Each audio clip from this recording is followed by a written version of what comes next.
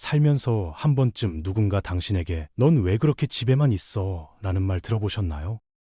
사교성이 없다는 비난, 어딘가 결핍된 것 같다는 시선. 그런데 저는 오늘 그 시선에 정면으로 반박하려 합니다.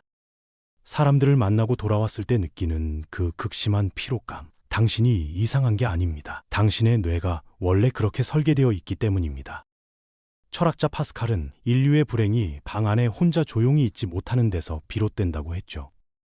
오늘 집을 사랑하는 사람들의 뇌에서 실제로 무슨 일이 일어나고 있는지 그 과학적 이유를 함께 들여다보겠습니다.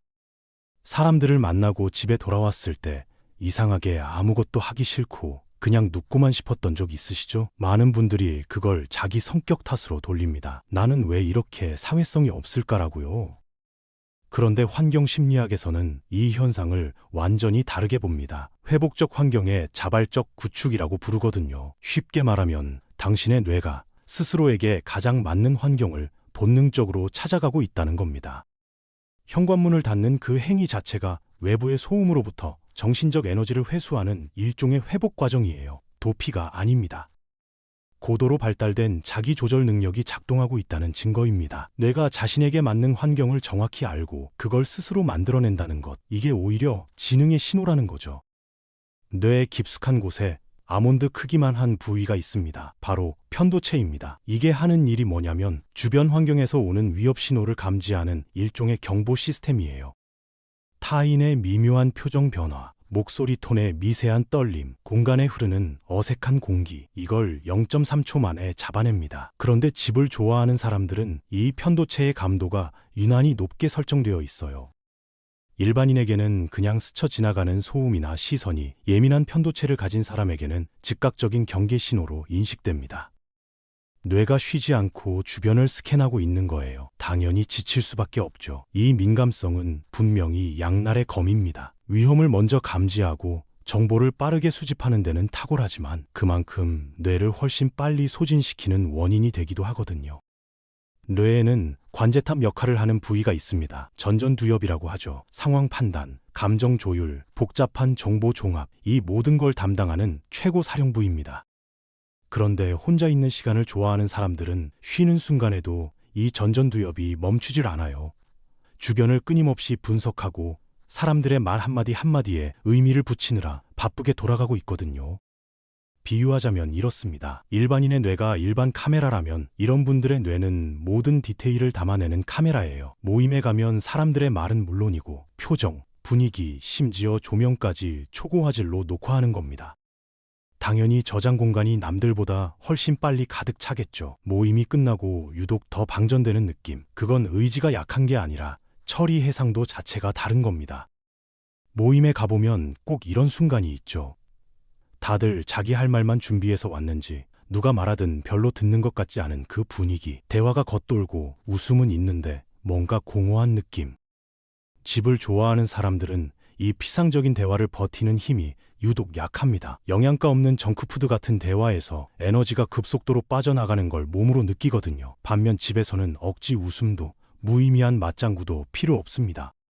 뇌가 연기를 멈추는 순간 비로소 진짜 휴식이 시작되는 거예요. 연구에서도 진정성을 주시하는 사람일수록 형식적인 자리보다 혼자만의 시간에서 만족도가 훨씬 높게 나타났습니다. 모임 자리에서 일찍 나오고 싶어지는 그 마음, 사회성이 부족한 게 아닙니다. 깊이 있는 연결에 대한 기준이 그만큼 높다는 뜻이거든요. 붐비는 식당에 들어서는 순간을 떠올려 보세요. 사방에서 터져나오는 소음, 번쩍이는 조명, 동시에 쏟아지는 대화들. 일반인에게는 그냥 시끄러운 식당이지만 예민한 뇌를 가진 사람에게는 신경계 전체에 가해지는 공격과 같습니다. 뇌가 한 번에 처리할 수 있는 정보량에는 한계가 있어요. 그런데 감도가 높은 뇌는 같은 공간에서 남들보다 훨씬 많은 정보를 한꺼번에 수집하거든요. 과부하가 걸리는 건 시간 문제입니다. 그래서 집에서 조명을 조절하고 온도를 맞추고 소리를 통제하는 행위가 게으름처럼 보일 수 있지만 사실은 정밀 장비의 성능을 극대화하기 위한 세팅에 가깝습니다. 환경의 변수를 스스로 조율할 수 있을 때 비로소 뇌는 놀라운 집중력과 창의력을 발휘하기 시작하거든요. 자신에게 맞는 환경을 설계하는 것, 이건 예민함이 아니라 지능적인 생존 전략입니다. 밖에서 보면 집에만 있는 사람은 그냥 쉬는 것처럼 보이죠. 아무것도 안 하는 것처럼요. 그런데 실제로 그 내면에서는 완전히 다른 일이 벌어지고 있습니다. 심리학에서 플로우라고 부르는 상태가 있어요.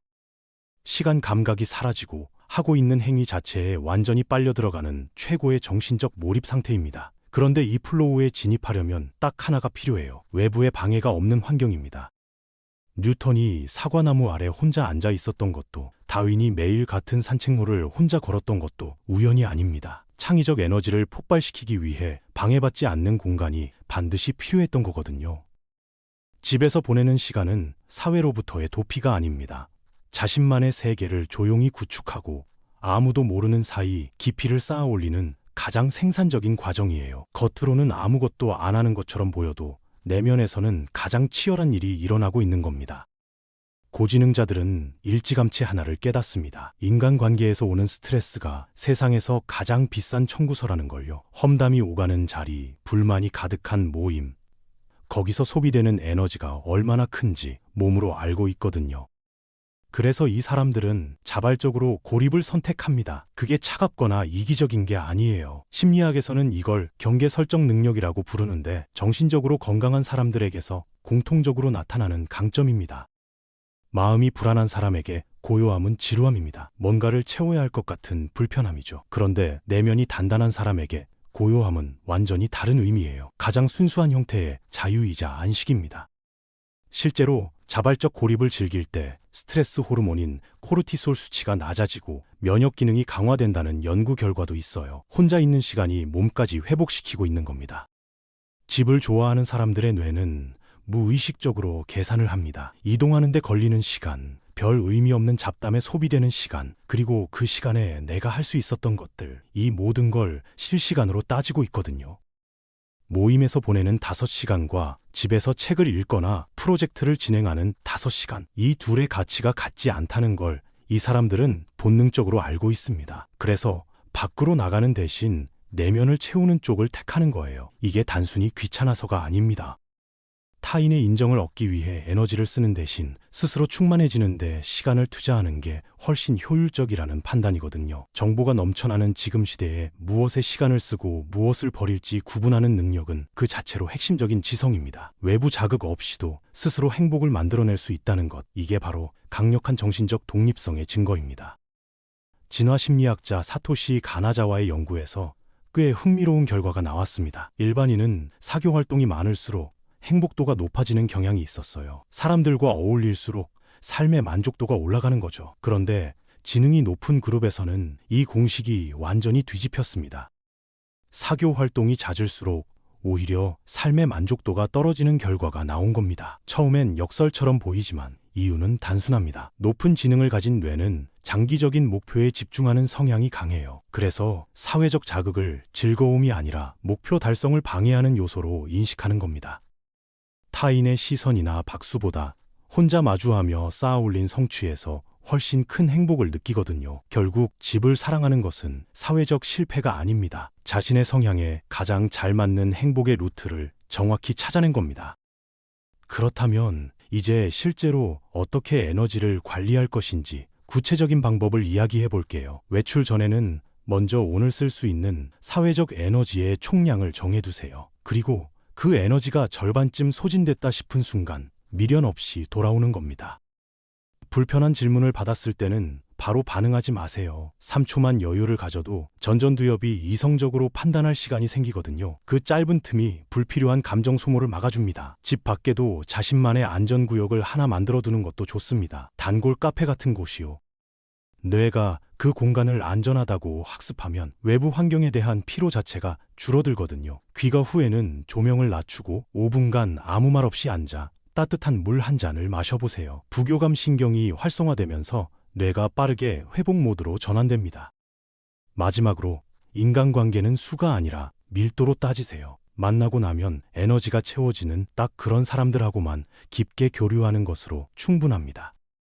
당신은 고쳐야 할 대상이 아닙니다. 세상의 소음 속에서 자신만의 주파수를 끝까지 지켜내고 있는 사람이에요. 억지로 남의 리듬에 맞추려 애쓰지 않아도 됩니다. 자신에게 맞는 환경을 설계하고 주파수가 맞는 사람만 곁에 두면 그걸로 충분해요.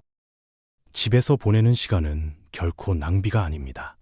세상이 감당하지 못하는 깊이를 조용히 쌓아 올리는 과정이거든요. 당신의 방식을 믿으세요. 여러분의 경험을 댓글로 나눠주세요.